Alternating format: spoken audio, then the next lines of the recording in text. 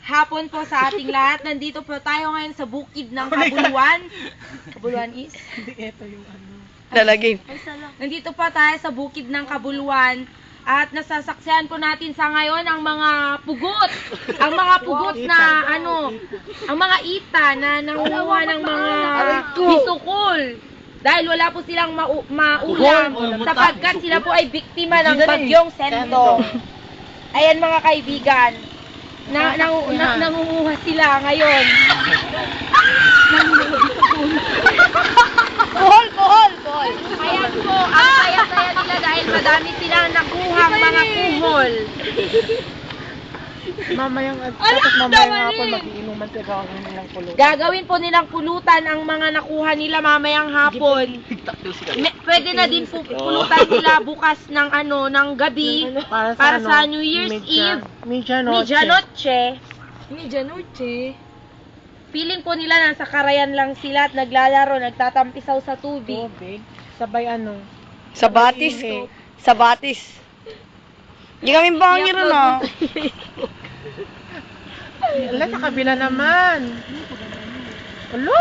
Nagdadungan tayo bangir. Iking gibangir. Itry mo lang bangir. At adudjay. Ilan na gado ni may May namamot. kita nagalis. Dati alimatag din. Hindi. Malaki matalimatag kasi as nagkimaw. No, once nga nagaramon kagara. Nagalis king. Nagpaigid no ka mapandito yun eh.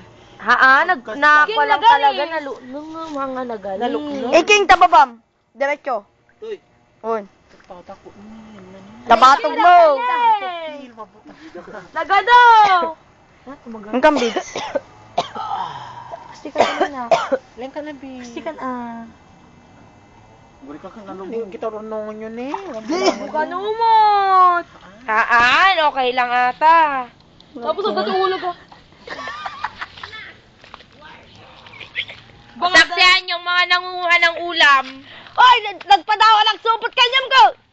Ay, diba? Supot na daw. Hello? Ay! Naunog! Okay lang ata. Ay! Sinay. Driving. Tulibel! Site si Balo. Tagal nyo eh. Nagdugyon ako. Agbuko ka tibangiran mapangkatabangir agbuko. Oh,